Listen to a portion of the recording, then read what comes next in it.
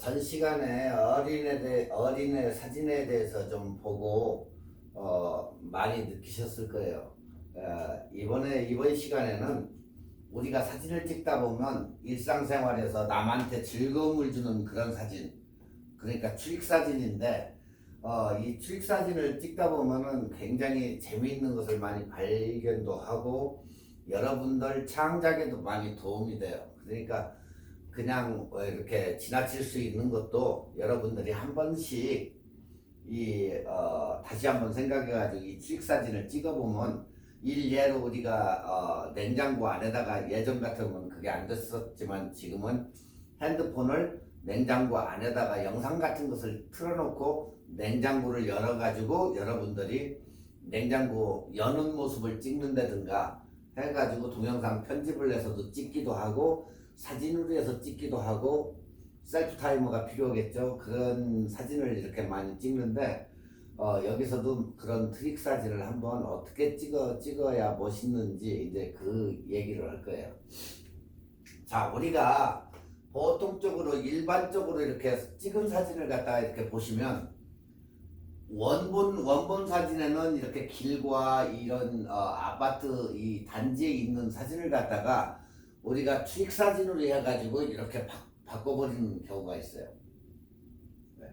지금 여러분들이 이렇게 보시면 이 추익 사진은 일반적으로 보편적으로 이렇게 찍었을 때는 아무 무의미한 그런 사진이지만, 이런 식으로 이렇게 찍었을 때 물에 이렇게 호수에 뭐 비친다든가 강에 비친다든가 이런 사진을 찍을 때 상당히 멋있게 느껴질 거예요. 그러니까 자기가 사는 아파트가 뭐 이렇게 비친다든가 할 때, 네. 반대로 이 사진을 뒤집어 놨을 때에도 굉장히 깨끗하게 비춰지기 때문에 어느 게 진짜인지 구별이 안 갈 정도예요, 이게. 그러니까 포토샵이나 우리가 이런 프로그램으로 해가지고 이것을 갖다가 합성을 한 사진이 아니고 직접적으로 찍은 사진을 이렇게 만든다는 거죠. 자, 여기에서도 지금 일반적인 사진을 갖다가 그냥 도로가죠. 뭐 여의도나 뭐 이런 데 가가지고 그냥 찍은 사진을 갖다가 이렇게 비치는 사진으로 만든 거예요. 이것도 그냥 감쪽같이 그냥 만든 거죠. 사진을 여러분이 보시기에 어때? 이런 밋밋한 사진보다 이렇게 약간의 트릭을 써가지고 이렇게 만들어 놓으면 누가 봐도 이거 포토샵으로 합성을 한 거겠구나 이렇게 생각하는데, 포토샵으로 이런 저걸 하는 게 아니고 거울을 갖다 대가지고 사진을 찍은 거예요. 거울. 그러니까 일단은 삼각대 같은 데다 고정을 카메라를 시킨 다음에 구도를 잡고 그리고 렌즈 앞에 거울을 갖다가 대고 그렇게 찍으면 거울의 각도를 여러분이 이렇게 자주자재로 이렇게 만들면서 렌즈 갖다 대고 이렇게 찍으면 이러한 사진을 여러분도 실제 사진을 찍을 수가 있어요. 그러니까 약간은 속임수죠. 자, 촬영 방법은 여러분이 보시는 바와 같이 렌즈 앞에다가 이렇게 거울을 갖다 대고 찍어요. 그 대신 여러분이 구도를 다 잡아놓은 후에 거울을 움직이면서 각도를 잡아야 되겠죠. 그러니까 렌즈의 끝부분에다가 거울을 이렇게 대고서리 거울을 움직이면서 어디까지 할 것인가. 그러니까 카메라가 들고서리 이렇게 하는 것보다 삼각대에다 고정을 해놓고 하면 더 좋겠죠. 아무래도 한 가지 더 저희가 바꿔주니까 그렇게 해가지고 이렇게 균형을 잡고 사진을 찍으면 굉장한 사진들이 나와요. 그래서 뭐 그게 좀 약간 이미지를 갖다가 변환시키는, 거의다가 100이면 100 뭐라 그래요? 이것을 갖다가 프로그램을 써가지고 이렇게 한 거 아니냐 이렇게 이런 얘기하는데, 그런 사진이 아니고 그냥 바로 찍어가지고 볼 수 있는 그런 직접 찍은 사진이기 때문에 여러분들도 한번 집에서 한번 심심할 때 이렇게 한번 해보시면 좋을 것 같아요. 이 촬영 포인트는 가능한 경계선이 되는 부분, 뚜렷한 대상을 선정을 해야 돼. 첫 번째, 경계선이 되는 뚜렷한, 그러니까 아파트가 있고 아파트의 경계선이 뚜렷하다든가, 집 처마, 집에 그라지 일직선상이 된다든가 이런데. 두 번째로는 거울을 통해 반사되는 이미지와 실제 이미지가 수평을 정확히 해야 된다. 예. 그리고 화면에서, 세 번째는 화면에서 경계선 부분까지 거울을 위치하고 자연스럽게 반영되는 각도를 갖다가 여러분이 잘 맞춰서 조정을 해야 된다. 예. 간단해요, 촬영법도. 그러니까 여러분들이 한번 해보시면 돼요. 자, 거울에 반영된 모습을 촬영을 하면 초점거리를 어떻게 해야 되나. 예. 피사체와 거울과의 2배 정도를 초점거리를 해가지고, 지금 이러한 경우는 아스팔트 위에다 놓고 나무가 거울에 비친 둥근 미러에다가 이렇게 비친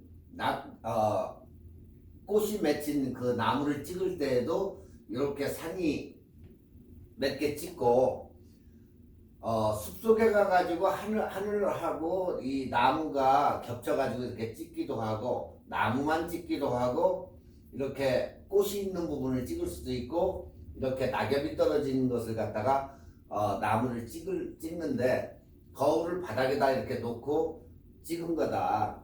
예. 그래서 피사체와 거울의 거리는 거의 2배 정도로 해서 초점을 잡고 찍는다. 만약에 거울 앞에서 3m의 거리에서 자신의 모습을 촬영한다면 초점 거리는 거의 6m 정도. 2배니까 3m니까 6m가 2배로 해가지고 촬영을 해야 된다. 초점 거리를. 그리고 우리가 이제 밖에 나가서 예전에 한번 그런 얘기도 했지만, 우리가 이렇게 스파이 아답터 렌즈라고 있어요. 스파이 아답터 렌즈. 자, 내가 저쪽을 찍고 있는데 이 렌즈의 구멍이 옆쪽으로 해가지고 이 사람을 찍는 거야. 그러니까 내 카메라는 직진으로 해서 저기를 보고 있는 거야 지금. 근데 내가 직접적으로 찍는 데는 90도 각도로 해서 이 사람을 찍는 거야. 그러니까 이런 경우는 뭐 해변이나 이런 데 가가지고 엉뚱한, 그러니까 사람한테 안정감을 주기 위해서 내가 이 사람을 찍는데 저쪽을 카메라를 하니까 이 사람은 뭐 별로 관심을 주지 않겠지만, 자연스러움이나 이런 것을 내가 담아내고자 할 때는 약간 추릭을 줘서 저쪽을 내가 보고 찍지만은 결과적으로 우측에 있는 사람을 찍어낼 수 있는 이런 아답터가 있다. 예. 여러분이 보시기에도 이렇게 구멍이 보이잖아요 지금. 그래서 지금 이와 같이 카메라는 앞을 보고 있지만 이 사람이 사진을 찍는 것은 옆부분 90도 각도로 해서 저쪽을 찍는다는 거예요. 예. 자, 이렇게 해서 찍어보니까 결과물은 이런 식으로 나타나요. 이 사람들도 알지 못해요. 나는 저쪽을 보고 찍었기 때문에 90도 각도인 자기가 찍힌 거를 전혀 모른다는 거죠. 여러분들이 사진을 찍을 때 내가 저 사람을 찍으려고 피사체를 갖다가 딱 거기를 쳐다보고 오면 이 사람 얼굴은 벌써 굳어져 있을 거예요. 그리고 찍는 것 자체가 불법이기 때문에, 저작권에 문제가 되기 때문에 이러한 우리가 스파이 아답터를 사용해 가지고 직접적으로 이렇게 찍는다. 아시겠죠? 그래서 이것도 이제 그 자기의 렌즈의 구경에 맞춰 가지고 사야지 같은 저 미리수가 아닌 다음에는 안 된다 이게. 예. 그래서 뭐 37, 49, 뭐 52, 55 뭐 그냥 그 구경이 있기 때문에 꼭 그 구경에 맞게 이렇게 해서 사가지고 끼는 게 좋다. 이게 이런 것은 전문 카메라 스토어나 아니면은 이베이 같은데 그런데 보면은 이런 렌즈가 있다. 예. 그러니까 이렇게 해서 출입 사진을 찍으면 좋다. 자, 우리가 일반적으로 출입 사진을 찍을 때 어떻게 찍는지 지금부터 간단하게 영상을 보면서 한번 설명을 해드릴게요.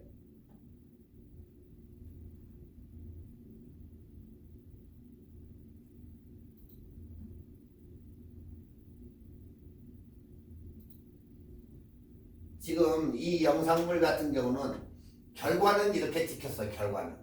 결과는 이렇게 찍혔는데 영상이나 사진이나 거의 비슷하기 때문에 자 이건 결과예요. 자 그러면 이걸 제작 과정을 한번 봐봐요.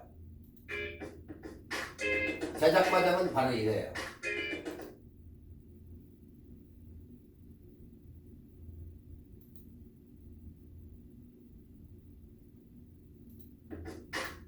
과정은 지금 이 집에다 놓고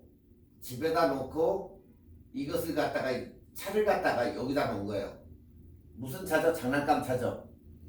장난감 차를 앞에다가 이렇게 테이블에다 진열해 놓고 사진을 찍으니까 어떻게 됐어요? 그 전으로 한번 보면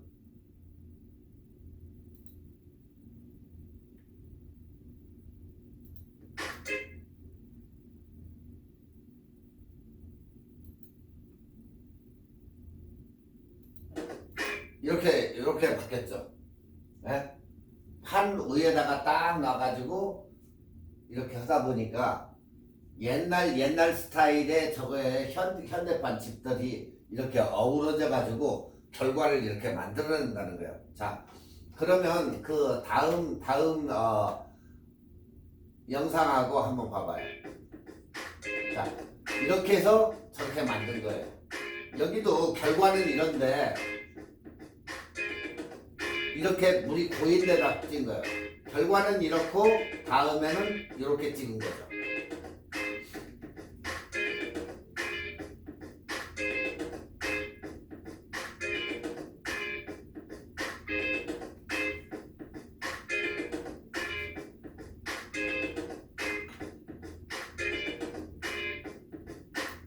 그러니까 이 과정을 가지고 결과물을 어떻게 내느냐, 이러한 물을 갖다가 위에서 찌틀고 아니면 우산을 쓰고 파라솔 위에다가 물을 뿌려가면서 찍어도 멋있는 이러한 과정. 그러니까 여러분의 결국에는 창작이에요. 이게 창작. 네.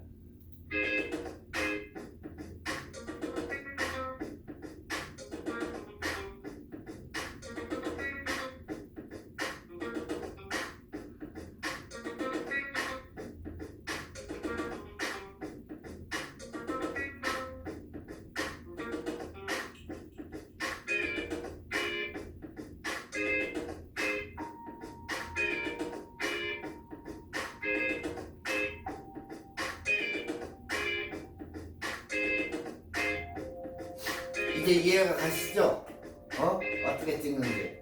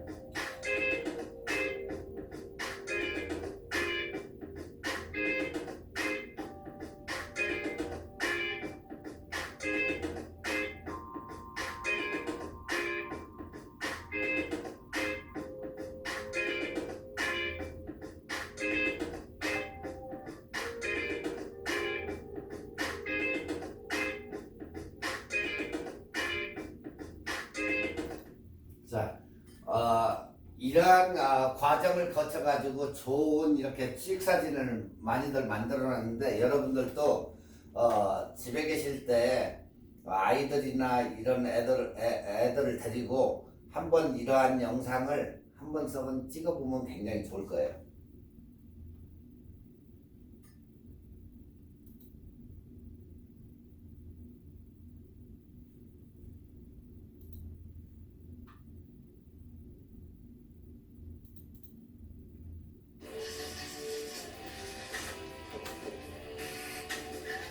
여기서도 과정과 이제 창작을 했는데, 지금 이렇게 바닥에 엎드려 가지고 사람들이 이렇게 길에 왔다 갔다 하는 바닥에 엎드려 가지고 이렇게 찍은 거예요, 이것도.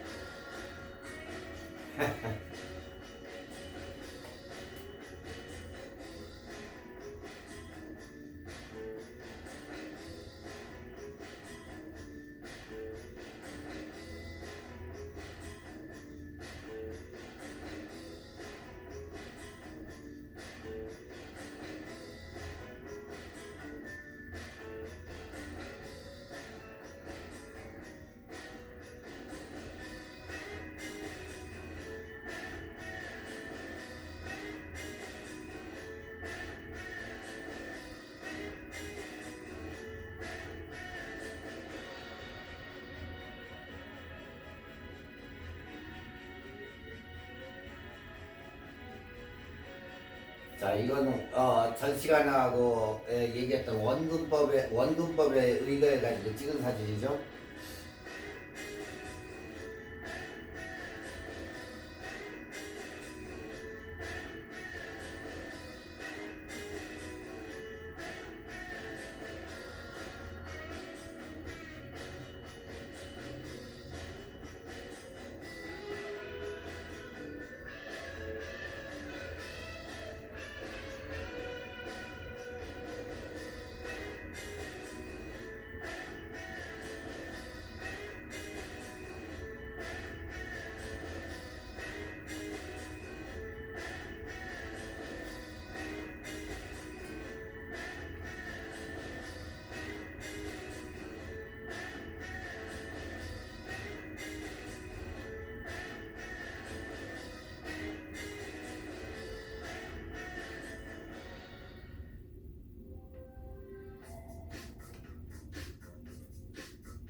이제 아시겠죠? 원근법이 어떻게 되고 이러한 추리구로 해서 사진을 찍는다.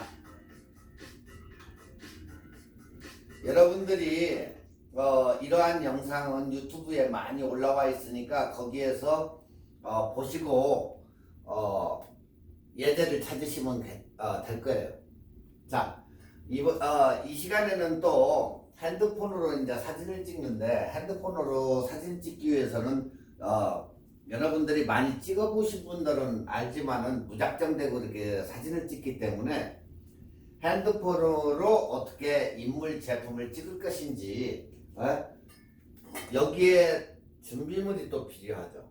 이렇게 와이어리스 리모트 컨트롤이 필요한데, 아마 핸드폰을 누구한테 찍어달라고 하기 참 어렵고 할 때 이베이나 아마존닷컴에 가가지고 핸드폰 그 와이어리스를 서치해보면 이러한 와이어리스 리모트 컨트롤이 나오는데, 이러한 와이어리스 리모트 컨트롤은 거의다가 10불에서 20불 사이에 그냥 한 개씩은 구입할 수가 있을 거예요.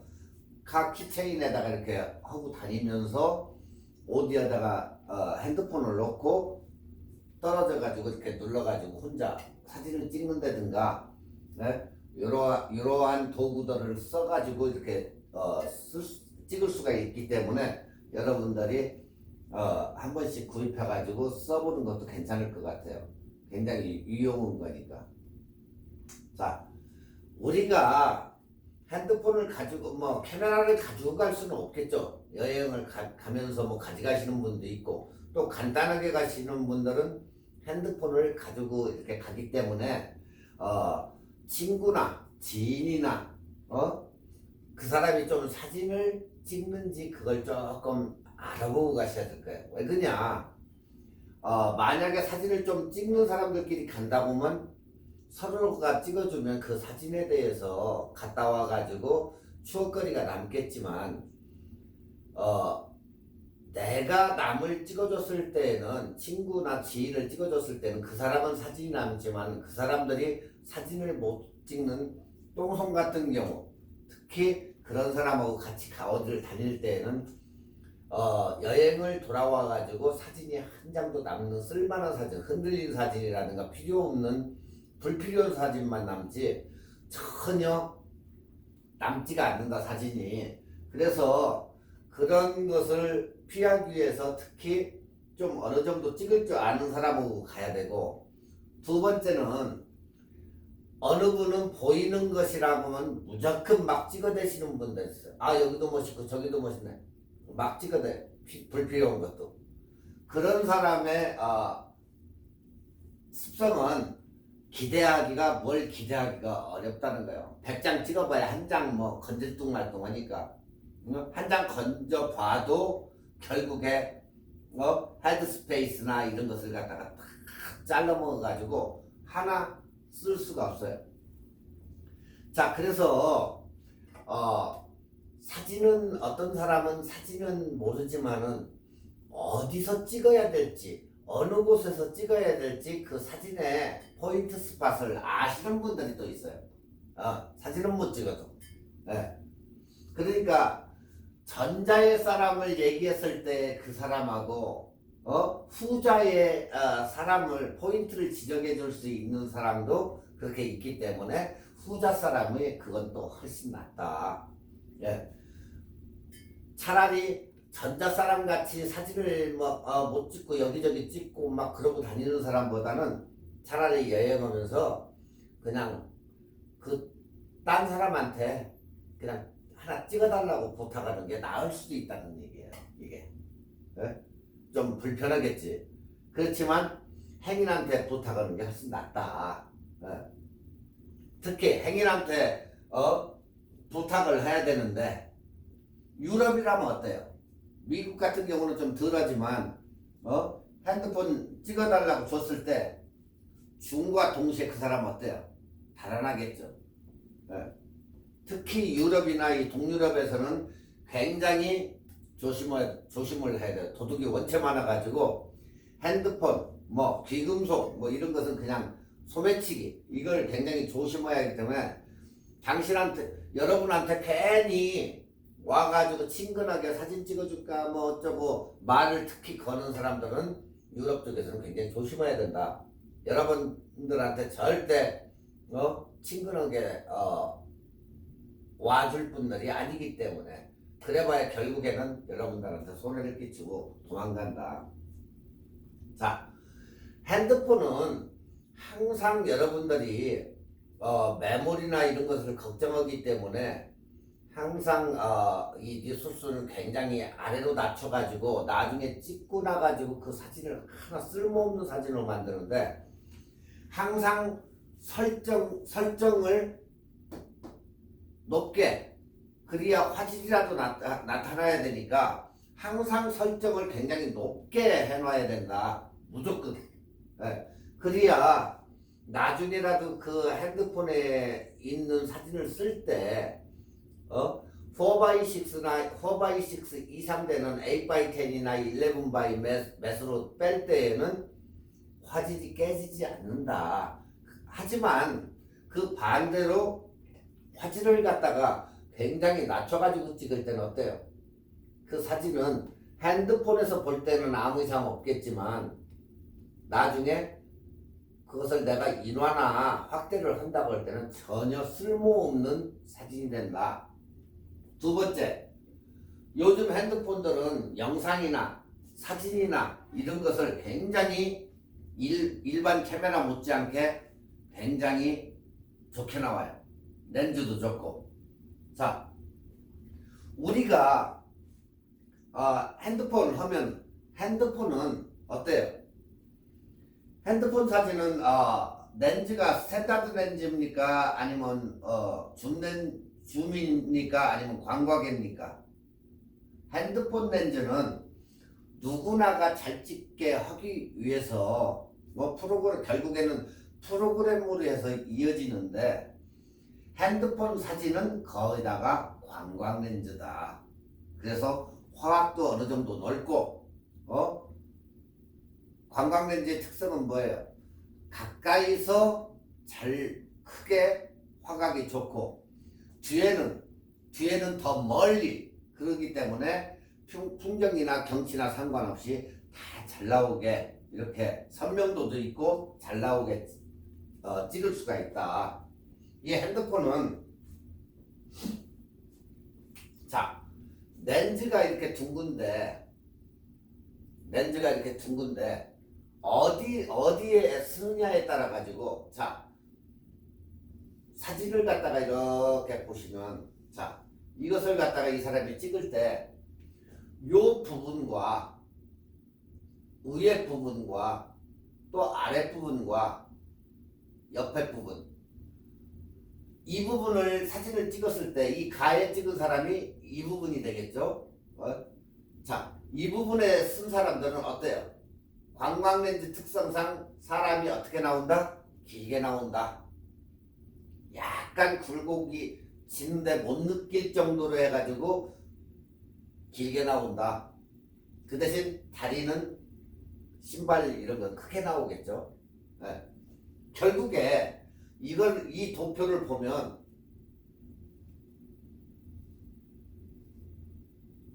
이런 식으로 해서 사람이 늘어난다는 거예요. 늘어난다는 거. 요 부분 사람 늘어나고 요 부분 늘어나고 이 부분도 늘어나고 이 부분도 늘어나는데 그러면 이 도표대로라고 하면 사진을 찍을 때 어디를 써야 되겠어요? 사람 얼굴이나 이런 것을 신체 부위를 항상 요 부분에다 둬야 된다는 거예요. 핸드폰은 옆으로 세우거나 뉘거나 그래야 만에 하나 얼굴을 갖다가 이쪽 부분을 뒀다 하면 펑퍼지목이 나오겠죠. 당연히 또 옆쪽이라 뒀어도 이 사람은 펑퍼지목이 나온다. 늘어지기 때문에. 네. 여기도 역시 늘어진다. 아래도 그러고. 그래서 항상 이 부분은 피하고 이 부분도 피해야 된다. 그래야만이 얼굴이 정상적으로 나와야 된다. 그 얘기예요. 여러분들 단체 사진이나 이런 걸 찍을 때 일렬로 이렇게 섰는데 어떤 사람은 꼭 이 라인보다 조금 뒤로 약간 빠지는 사람이 있어요. 그러면 그 초점이 이 앞쪽에다 맞춰지기 때문에 이 사람은 좀 뒤로 가면 이 사람들이 맞췄기 때문에 이 사람보다 나는 얼굴이 작아지죠 좀. 네. 어떤 사람 이렇게 서가지고 조금 약간 뒤로 살짝 뒤로 가는 경향이 있는 사람이 있어요. 그러면 앞쪽 줄 사람보다 내가 한 뼘이라도 뒤로 나가면 내 얼굴은 작아지는 거예요. 이 사람하고 비교가 되는 거지. 그 차이예요. 그리고 항상 라이팅에서도 배웠듯이 위에서 내려오는 빛이 있으면은 이 빛에 의해 가지고 여기가 눈 주위가 다크서클이 검게 생긴다. 이런 데가 코 이런 주변에. 그렇기 때문에 항상 위에서 특히 내려오는 백열등, 백열등 같은 경우는 굉장히 조심해야 되고 얼굴이 하얗게 컬러감이 없이 날아간다. 그래서 약간 밝은 빛보다도 약간 어두운 빛에서 찍는 게 훨씬 화감이 좋아진다. 아시겠죠? 그러니까 항상 여러분들이 어디에 쓰냐에 따라서도 그것도 달라져요. 자, 세 번째로는 핸드폰을 찍을 때는 항상 손을, 이게 원체 핸드폰이 작기 때문에 어떤 분들은 한 손으로 찍는 사람도 있고 한데, 핸드폰 사진은 손떨림에 굉장히 주의하셔야 된다. 예. 그래서 항상 딱 찍을 것을 갖다가 딱 타이밍을 다 맞췄으면은 그대로 자꾸 손만 톡 이렇게 건드려야지, 찍으면서 건드려요, 사람들이. 찍으면서. 그리고 나중에 가서 보면, 이렇게 보면 아무 이상 없는데 나중에 사진을 집에 가서 확실히 컴퓨터나 뭐 이런 데 빼가지고 보면은 완전히 상이 날아가는 경우가 많다. 그래서 항상 두 손으로 찍든지 아니면 움직이지 않게 찍는 게 굉장히 중요하다, 핸드폰은. 네. 자, 시대가 변해서 요즘에는 핸드폰이 없는 사람은 거의 없어요. 예전에는 뭐 핸드폰이 고가고 그래서 뭐 없는 사람이 있었는데, 요즘은 핸드폰에 웬만한 비디오나 카메라가 다 내장되어 있고, 요즘 전문가 못지않는 영상이나 이런 것을 우리가 거의 다 핸드폰으로 많이 찍어요. 자, 근데 나는 왜 찍기만 하면 사진이 잘 나오지 않지? 옆집 누구는 굉장히 잘 찍는데, 이러시는 분들도 있어요. 자, 그것은 그 사람만이 그냥 무대뽀로 찍기 때문에 그런 경향이 있는데, 그 사람들 핸드폰을 보면 틀릴 거예요. 왜 그러냐? 그 사람들은 그리드라인을 설정해가지고 정확하게 이게 그래도 어느 정도 구도를 잡으려고 찍는데, 핸드폰에 아무 저기 없이 그냥 가서 찍으니까 수평과 수직도 안 맞고 이러한 경우가 있어요. 그러다 보니까 그런 핸드폰이 사진을 찍어도 사진이 깨끗이가 안 나와. 그러니까 여러분들도 사진을 찍을 때 수평과 수직, 그리드 라인을 설정으로 해가지고 깨끗한, 일단은 뭘 잘 못 찍고 못해도 그리드 라인으로 설정을 해가지고 수평과 수직을 딱 맞춰 찍으면 어떻다? 사진이 깨끗하게 보인다. 그래서 그리드 라인을 항상 설정을 해가지고 찍어라. 그렇죠, 당연히. 그리드 라인이 뭡니까? 그리드 라인이 뭡니까? 여러분 예전에 우리 여기 배우신 분들은 알겠지만, 처음 접하는 사람들은 그리드 라인이 뭔지를 몰라요. 격자. 우리는 3분할법, 황금분할법 배울 때 분명히 그리드 라인을 배웠어요.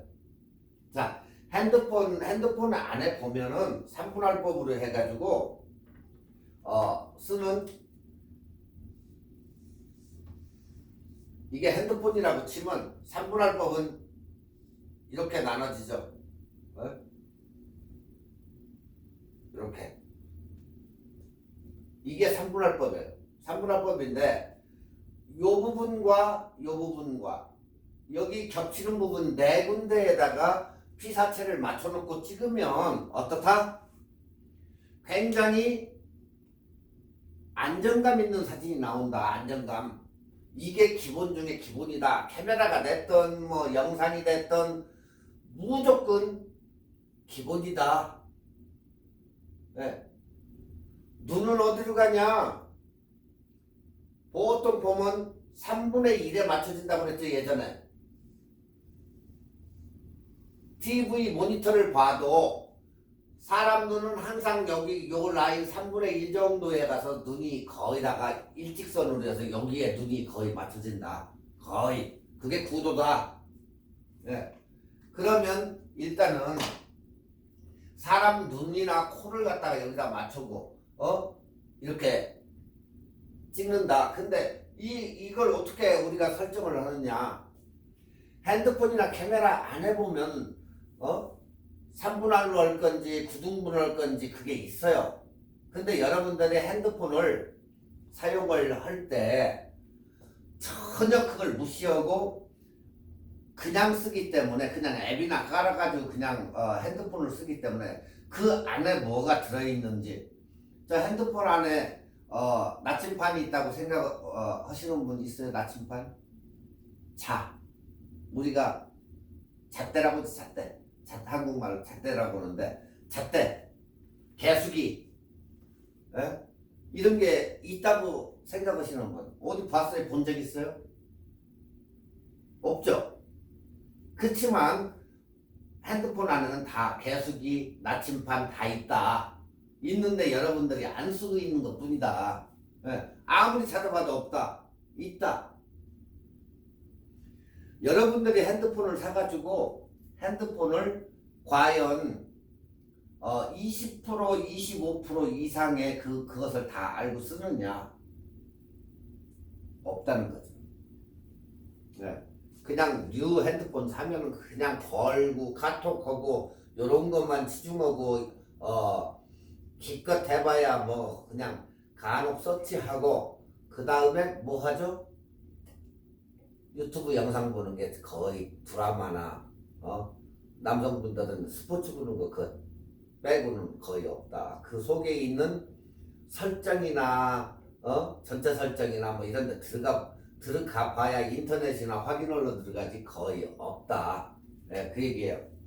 자, 우리가 인물 사진이나 뭐 풍경 사진을 뭐 찍던 뭐 하던 제일 중요한 게 그리드라인 설정이다. 자, 우리가 핸드폰 위쪽에 이렇게 보면 위에서 아래로 살짝 내리면 일단 메뉴가 나오죠. 거기에 설정이 있어요. 설정으로 들어가서 카메라에 한번 들어가 봐요. 카메라에 들어가서 설정으로 가도 상관은 없겠죠. 자, 거기에 보면 격자라는 데가 있어요. 한국 언어로 쓰시는 분들은 격자, 미국 언어로 쓰시는 분들은 그리드라인이라고 있어요. 그것을 갖다가 ON을 시켜줘요. ON. 켜지면 일단은 저기 그리드라인이 켜지는 거예요. 그런데 카메라에서도 옵션에 가서 보면은 이게 격자가 있다. 그리드라인이. 예. 영어 쓰시는 분들은 영어, 한국말 쓰시는 한국말 이런 식으로 해가지고 저 격자가 핸드폰에만 있는 게 아니고 우리 카메라 중대형 카메라에도 다 저희가 나타난다. 자, 그러면 핸드폰에다 이 선이 나타나게 하면 사진 찍으면 그 선이 나타날 거 아닙니까? 절대 안 나타난다. 우리가 보고 참고를 하기 위해서 이걸 키고 쓰는 거지 절대 그런 저거는 없다. 자, 여기에서 격자라는 데를 갖다가 체크해줘가지고 온 시켜주니까 이렇게 해가지고 핸드폰을 볼 때 이렇게 선이 나타났어요. 자, 이 선을 보고 사진을 찍으니까 어때요? 굉장히 도움이 되겠죠. 수평과 수직이 어느 정도 탁 맞아가지고 일직선 되게 딱딱하고 이 3분할법의 황금 비율에다가 꽃을 갖다가 딱 맞춰가지고 찍으니까 사진이 일단은 깨끗해진다는 거예요. 못 찍어도. 네. 그리고 꽃 같은 거 이렇게 큰 꽃을 찍을 때는 꽃이 바깥으로 약간 썩은 잘려나가도 상관은 없으니까 화면에 꽉 차게 찍어라. 불필요한 건 다 제어버리고 불필요한 게 있어봐야 지저분해요. 그러니까 꽃을 찍을 때는 거의 화면에 꽉 차게 찍는 게 좋다. 네. 자, 여기서 아이폰 외 스마트폰에도 격자, 수직, 수평 설정이 있기 때문에 항상 여러분이 그리드라인을 켜고 찍으면 좋다. 자, 여기에서 아까 얘기했듯이 렌즈는 원형 형태이기 때문에 그리고 광각 렌즈이기 때문에 가장자리에는 항상 왜곡이 생긴다. 가장자리라고 하면 어디냐? 요 부분이겠죠. 이렇게 렌즈가 둥그니까. 자, 화면 중앙에는 보세요. 여기 보면 황금분할선 밖에의 격자들에는 인물이 길게 보이거나 크게 보인다. 자, 여기 요마직을 빼가지고 가면 갈수록 인물이 길게 보이거나 크게 보인다. 이제 무슨 말인 줄 알겠죠? 자, 화면에서 조금 작게 보이려고 하면은 어디로 가야 된다? 위치가 여기로 가야 된다. 황금분할선 근처로. 네. 이게 핸드폰의 특성이다. 또한 관광렌즈의 특성이고. 네.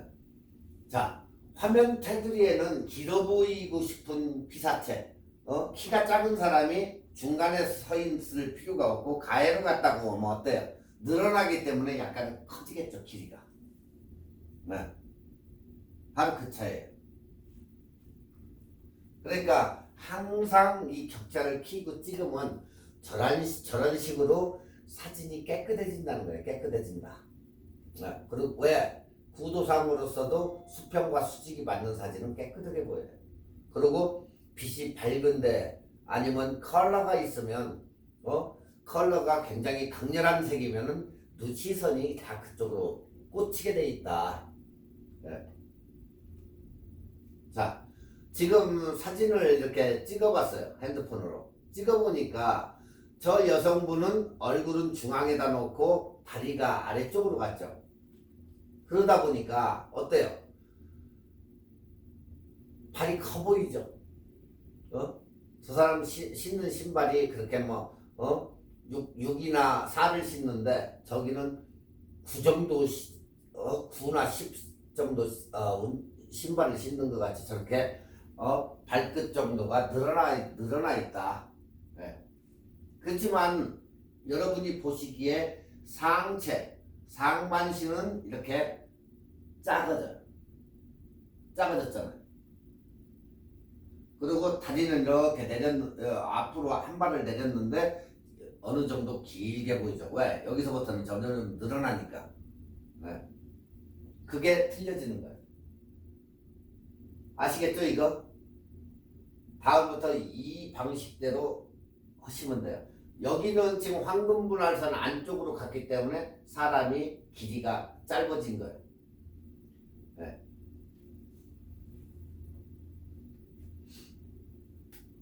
자, 사물이나 풍경을 찍을 때에도 굉장히 격자가 중요하다. 그리드 라인이. 자, 첫 번째 사진을 보면 안정적인 구도를 잡고 선과 선이 만나는 곳에 피사체를 뒀다. 네, 선과 선이 만나는 곳에 피사체를 줬기 때문에 구도는 정확히 맞은 거고, 여기 3, 4번의 피사체 이쪽 우측에 있는 사진을 볼 때 3, 4번의 피사체를 두기 위해서 안정감이 있게 이걸 중앙으로 보낸 게 아니고 아래쪽으로 딱 무게 중심이 잡히듯이 3, 4번에다가 중앙을 두고 딱 맞추니까 굉장히 여백이 있고 안정감이 있더라. 예. 여러분이 보기에도 이렇게 보면 안정감이 있잖아. 만약에 이게 우이루 갔으면 조금 그렇고 우이루 갔으면 완전히 불안정한 저희가 되는 거죠. 그러니까 여러분들이 항상 그리드 라인을 켜가지고 황금분할선에 맞춰서 잘라라. 자, 두 번째로는 아래쪽에 있는 이 부분을 어느 정도의 여백을 둬야 된다. 만약에 사진이 삐뚤어졌거나 뭐 할 때는 우리가 크롭을 해야 되기 때문에 잘라내야 되기 때문에 이걸 사진을 맞춘다든가 할 때는 이 밑부분이 잘라져 나가기 때문에 항상 공간을 어느 정도 약간은 둬야 된다. 그래야 이게 사진을 후보정을 해도 아무 이상이 없다. 네. 이제 아시겠죠? 이거 대충. 네. 훨씬 보기가 좋잖아요. 깨끗하고 안정감 있고.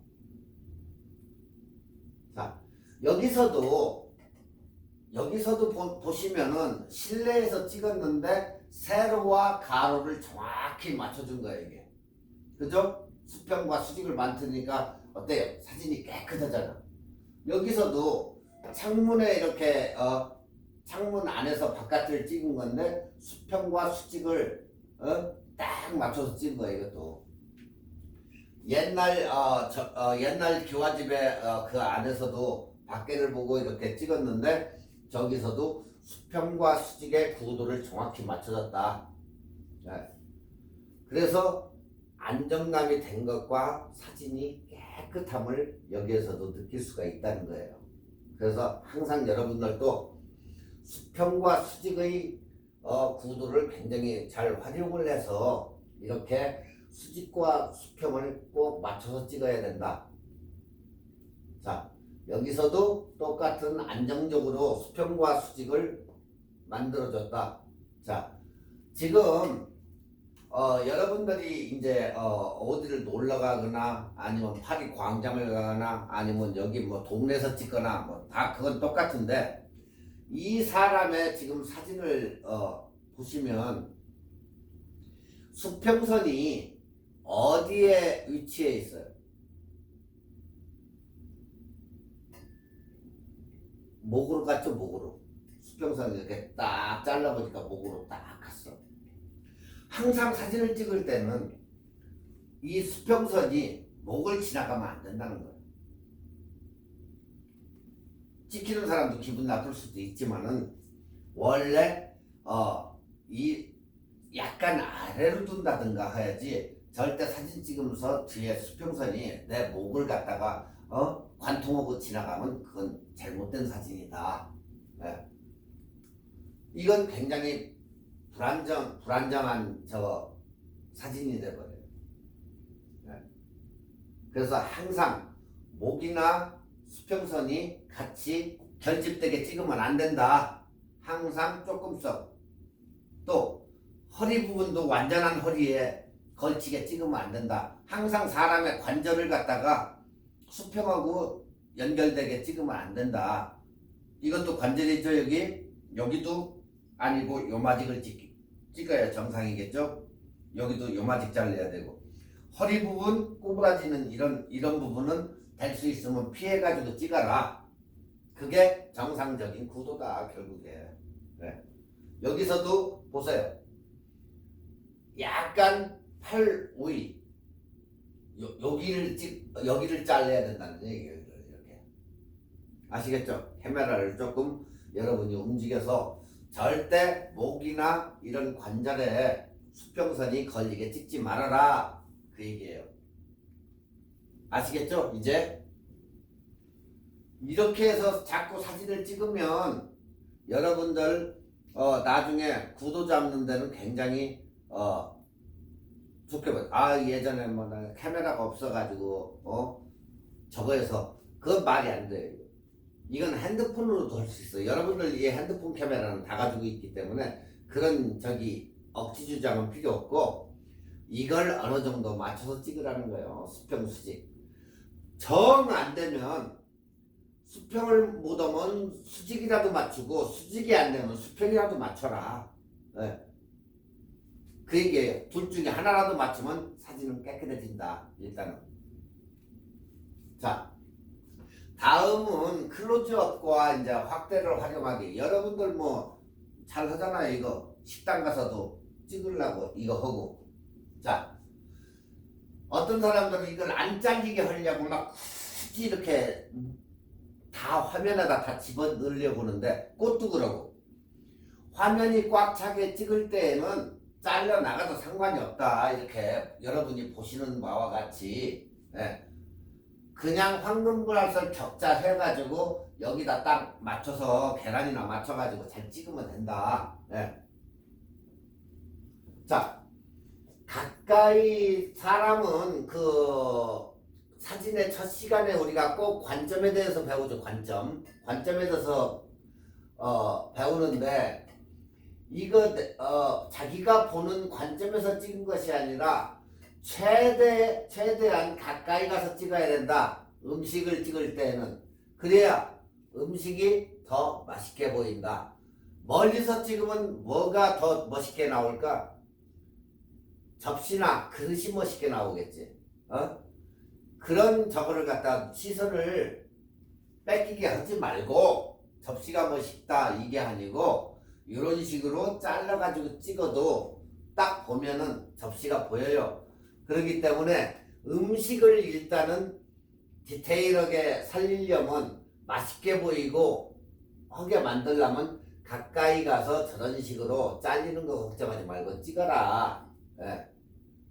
그리고 확대나 이런 것은 손가락으로 둘이 화면을 대고 위아래로 하면 내가 이렇게 왔다 갔다 안 해도 거기에서 조절을 할 수가 있다. 이렇게 터치해가지고 움직이면 굳이 내가 안 움직여도 핸드폰은 된다. 우리 아마 카메라 가지고 조리개도 하고 앞뒤로 갔다 왔다 갔다 하지만 핸드폰은 이래서 미러레스라서 굉장히 편하다. 네. 그리고 아이폰은 버튼을 누르고 있으면 곱하기 10배까지 가능하다. 2x까지는 광학줌이 아니고 디지털 줌이기 때문에 추천을 안 한다. 광학줌은 그래도 깨끗하고 잘 나오지만 디지털 줌은 어때요? 깨끗이가 못하기 때문에 추천은 안 한다. 2 곱하기가 사진에서는 여기 핸드폰에서는 굉장히 딱 알맞고 좋다. 그 이상으로 넘어가면 화질이 흐리멍텅해지니까 조심해야 된다. 네. 자, 이번에는 음식 사진 찍기인데 음식 사진은 수평과 수직을 맞춰놓고 1, 2, 3, 4에다가 황금 분할에다가 음식을 맞춘다. 저렇게 만약에 음식이 우측으로 치우쳐졌으면 2번이나 4번에 맞추면 된다. 지금은 1번에다 맞춰놨는데 이게 조금 이쪽으로 치우친다면 2번에다 맞추면 되고 아래쪽으로 치우쳤으면 3번이나 4번에다 맞추면 된다. 네.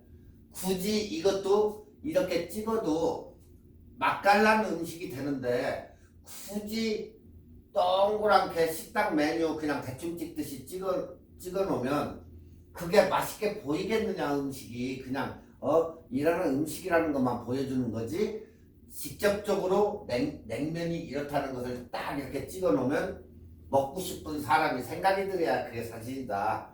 그냥 메뉴에 있는 사진을 통째로 그냥 찍어놨을 때는 저게 냉면이라는 거구나 이렇게 알지 식욕을 돋구는 그런 사진은 아니라는 거죠. 볼 수 있는 사진이지.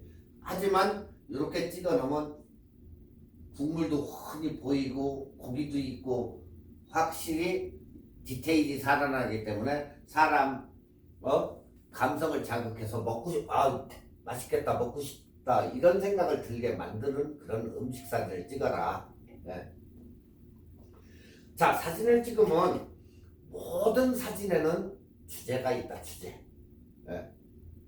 여러분들이 거기에 무슨 의도를 넣느냐에서 사진의 주제가 생긴다. 주제. 자, 일단은 주제가 있으면서도 피사체를 돋보이게 찍어야 된다. 사진은 그 주변을 좀 깨끗이 정리를 한다든가 아무래도 지저분한 게 있으면 안 되겠죠. 자, 그러면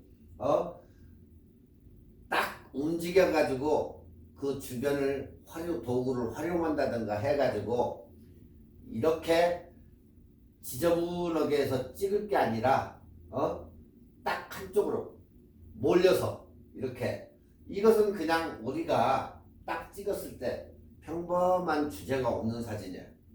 이건 그죠? 어딘가 모르게 뭐야 그냥 꽃 찍었어? 주제가 없어. 자, 꽃을 한쪽으로 몰아봤어요. 몰아봐가지고 찍으니까 어때요? 이건 딱 정확하게 저기가 돼 있잖아. 정렬이. 이것은 꽃이 평평하게 있을 때는 그걸 못 느꼈는데 한쪽으로 몰리니까 이거 완전 꽃 그림이네. 이렇게 주제가 살아서 생긴다는 거예요. 그리고 나머지는 이쪽에다 맞추다 보니까 약간 아웃포커싱이 되면서 살아났잖아요.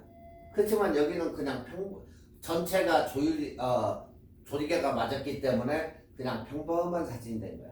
그러니까 이건 주제가 없고 이쪽은 맞춰졌기 때문에 주제가 살아났다는 거지. 그러니까 이것을 어떻게 사람의 눈, 그러니까 여러분이 사진을 찍을 때 뭘 생각해야 되나? 사람 눈이 시선을 할 때 한 프레임에서 어느 게 내가 그 사람들한테 집중을 시킬까? 그걸 한번 생각을 해보라고. 딱 찍었을 때. 그러면 여러분들도 그것을 움직여가지고 이렇게 찍을 수가 있다. 그냥 밋밋한 이런 사진 찍지 말고. 네. 자, 사진의 천재가 되기 위해서는 고민과 노력이 많이 필요하다. 또한 창작도 필요하고. 네.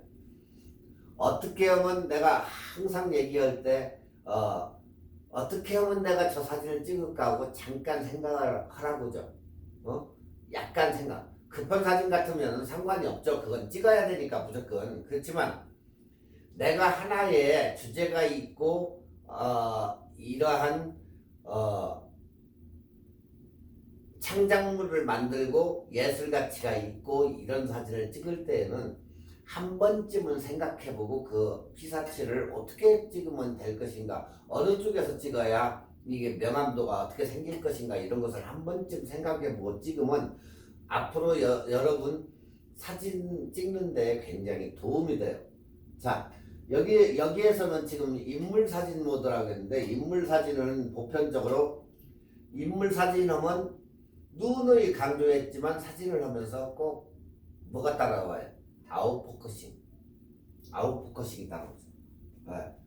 근데 때로는 음식이나 물건에도 이 인물 사진 모드가 찍는다. 저 역시도 어떨 때는 뭐 같은 거 찍을 때 음식을 찍는데도 어떨 때 보면 인물 사진 모드로 찍는 경우가 있어요. 네. 그렇게 하면 모든 사람이 인물은 인물 사진만 찍는 거구나. 그게 아니에요.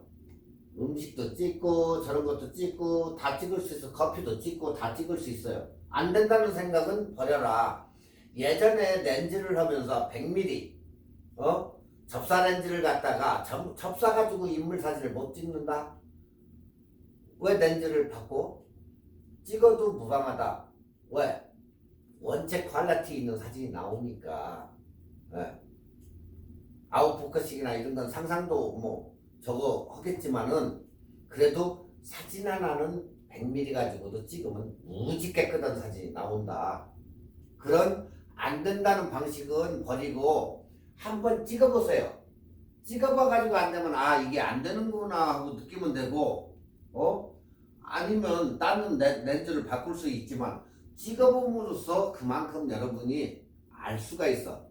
이거는 장단점이 이런 게 있구나. 그냥 안 돼. 이건 접사 렌즈야. 100mm는 꽃이나 이런 것만 찍어. 요게 아니고 한번 아닌 것도 찍어보라는 거예요. 100mm짜리 가지고. 자, 여기서도 인물 사진 모드나 뭐 딴 모드 가지고 찍어보지도 않고 안 돼 하고 딴 모드 꼭 표준 모드나 뭐 딴 걸로 이렇게 하는데 그럴 필요가 없다. 네. 여기서도 인물 모드로 해서 다 찍잖아요. 이렇게. 단 45도 각도, 여러분들 이거 찍을 때, 자기 인물 사진 찍을 때 45도로 찍죠. 여기서도 똑같이 45도 각도에서 찍어낸다.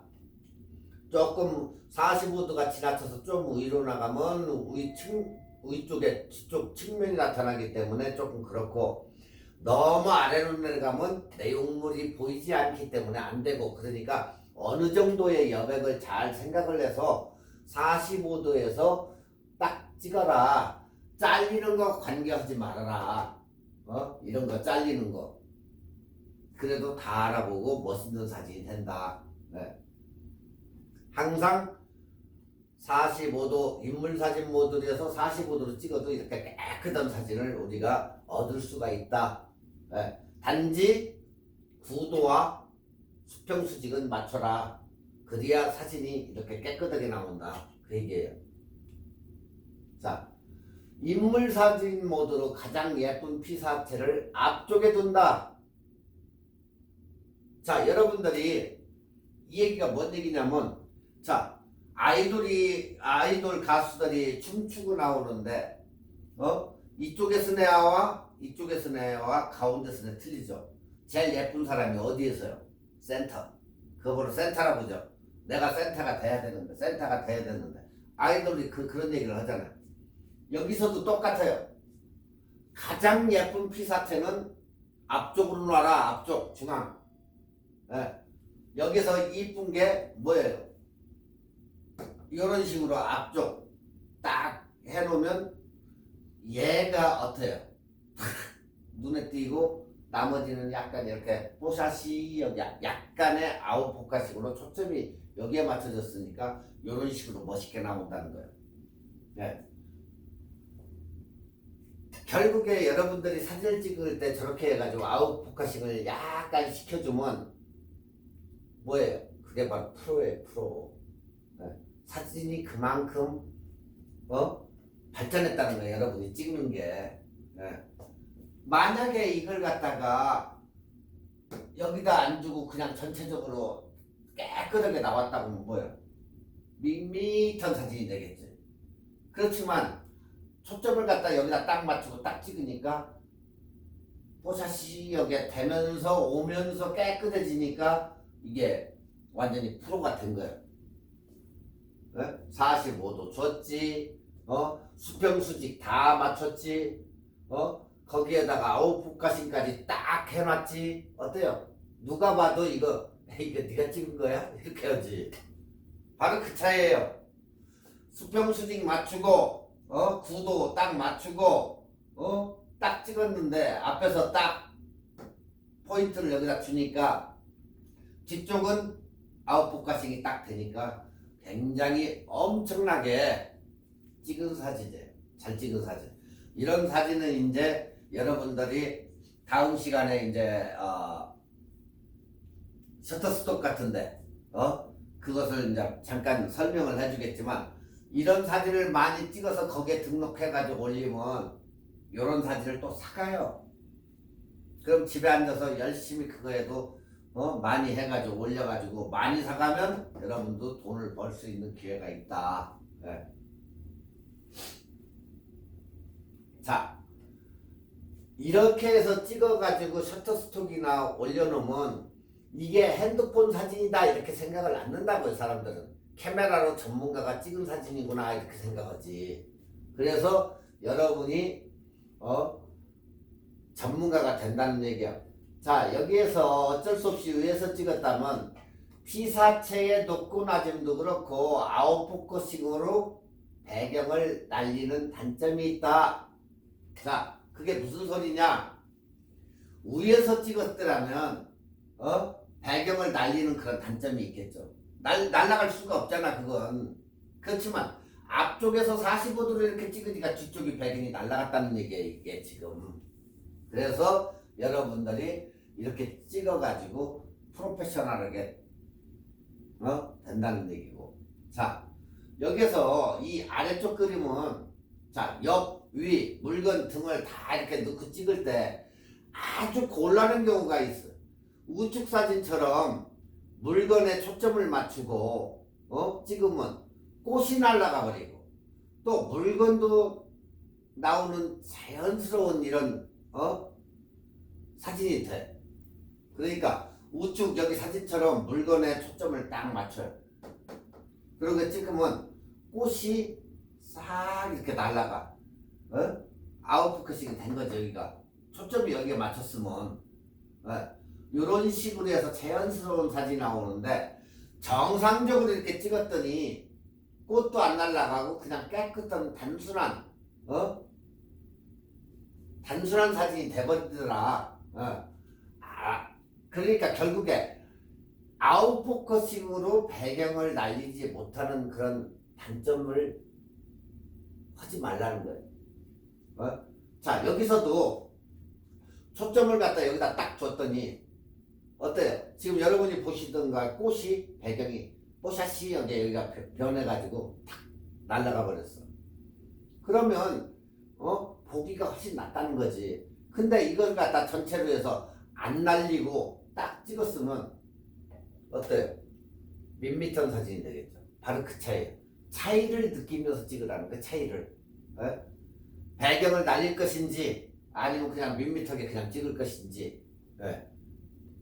그죠? 그렇게 해가지고 여러분이 점진적으로 사진에 대해서 발전하는 모습을 볼 거예요. 이렇게 찍다 보면. 자, 여기서는 제품에 초점을 맞추면 그 주변부가 아웃포커싱이 돼요. 주제가 뚜렷한 품이 있는 사진이 된다. 네. 그렇기 때문에 인물 사진용 모드를 꼭 인물 용도라고만 고집하지 말아라. 아시겠어요? 오늘부터 식당이고 어디 가면 인물 모드로 놓고 한번 찍어봐요. 네. 인물 모드로 놓고 찍으면 이러한 사진이 나오니까 꼭 인물 사진만 찍는다는 그런 생각을 버려라. 네. 자, 인물 사진 모드는 피사체에 가깝게 다가오기 때문에 좋은 화각을 가지고 찍을 수 있고, 또한 아웃포커싱도 노리는 제품 사진이나 그런 용도에 굉장히 좋다, 찍기에. 네. 그러니까 인물이나 제품이나 찍히고자 하는 피사체를 화면에 담고 초점을 손으로 눌러 맞추면 그때 화면에 나타나는 노출을 맞추면 된다. 네. 또한 폰의 렌즈를 꼭 깨끗이, 이거 막 만지작 하고 이러고 다녔어. 이게 렌즈인데. 근데 맨날 쓰면서 이거 만지작거리고 주머니에다 놓고 보면 여기 먼지도 묻고는데, 항상 사진을 찍을 때는 해가지고 옷이라도 닦던 뭐라도 닦아가지고 깨끗이 해가지고 깨끗한 걸로 해서 찍는 것과 지저분한 거 이물질 묻어가지고 찍는 것과는 다르다. 그래서 그 습관을 들여라. 습관.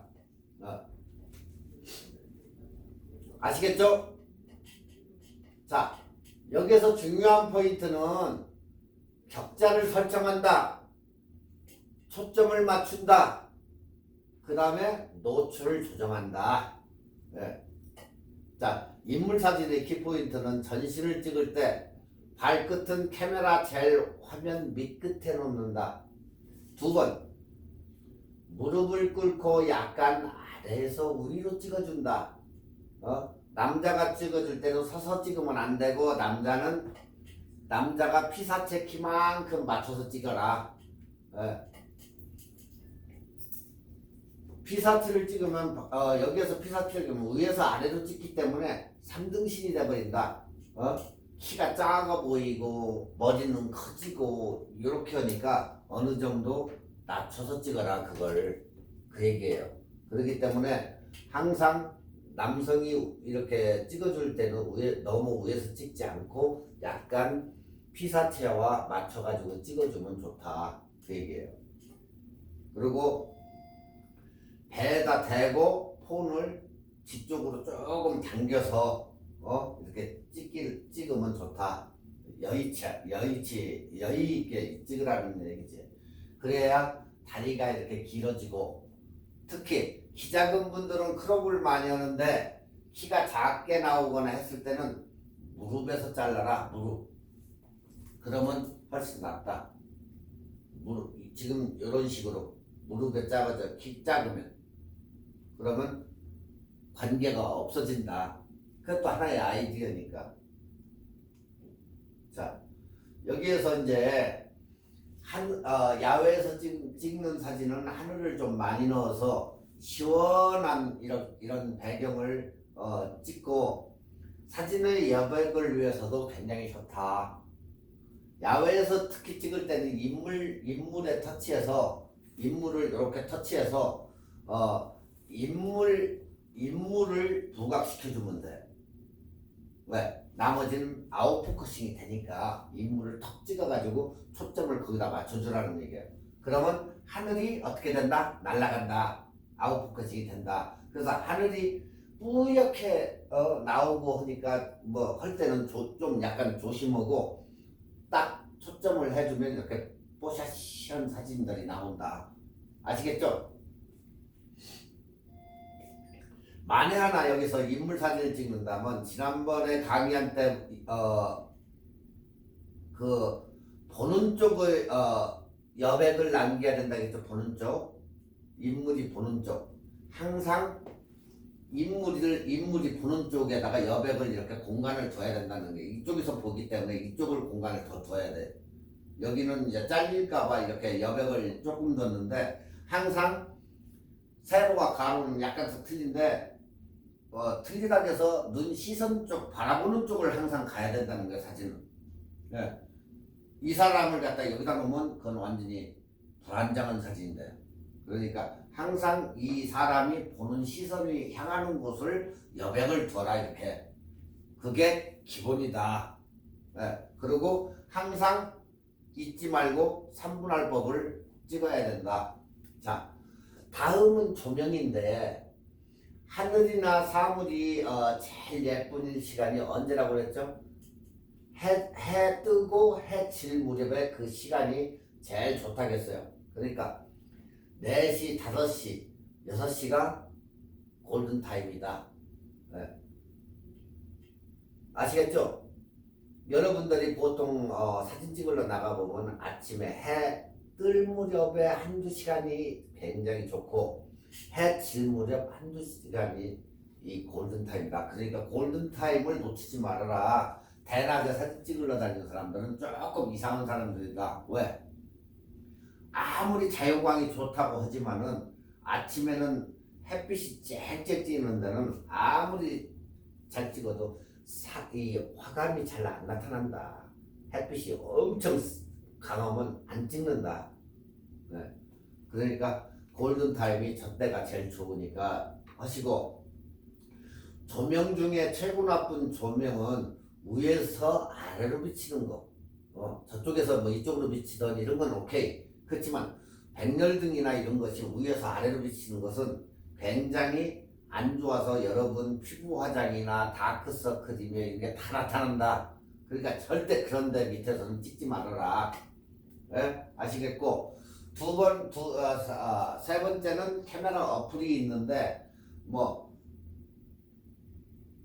여기서는 지금 유라이크 어플을 사용을 하라겠는데 그리드가 있어서 셀카 처음 찍는 분들은 그 포즈를 따라서 이렇게 하면 여기 지금 요대로 해가지고 요 그림이 나타나요. 그러면 내가 이렇게 해가지고 찍으면 요런 사진을 얻을 수가 있어요.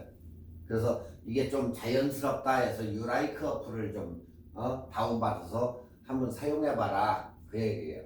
그래서 이렇게 그리드 라인 포즈가 나와. 그럼 그 안에다가 딱 넣고 찍으면 이러한 사진이 나타나더라. 네. 자, 여기까지 유용한 팁이었었는데 또 하나 유용한 팁이 뭐냐면 카메라를 내가 좀 키가 길게 보이고 싶다 하시는 분들은 항상 우리가 사진을 핸드폰을 들고 이렇게 해가지고 찍는데 핸드폰을 키가 크게 이렇게 보이려고 늘씬하고 키 크게 보일 때는 핸드폰을 이렇게 돌려가지고 찍어라. 렌즈가 밑으로 가게. 그러면 서서 찍으면 안 되겠죠. 앉아서 찍어야 되겠죠. 어느 정도 앉아서 찍으면 길어진다. 그리고 로우샷을 하면 된다. 밑에서 위로 찍으면 사람이 커진다. 길어진다. 그건 여러분이 더 잘할 거예요. 구두 시간에 배웠기 때문에 로우샷. 그렇지만 위에서 하이에서 찍으면 어떻게 돼요? 가분수가 된다겠죠. 머리가 커지고 키가 짧아지고. 그러니까 될 수 있으면 핸드폰을 돌려서 찍든지 아니면 아래서 위쪽으로 찍어주면 사람이 굉장히 길어진다는 거 아시겠죠? 오늘 여기까지만 하겠습니다. 다음 시간에 셔터스톡에 대해서 설명을 할 테니까 한번 여러분들도 관심 있으면 셔터스톡에 사진 찍어가지고 올려가지고 돈 버시는 방법 그것을 강의하겠습니다. 감사합니다.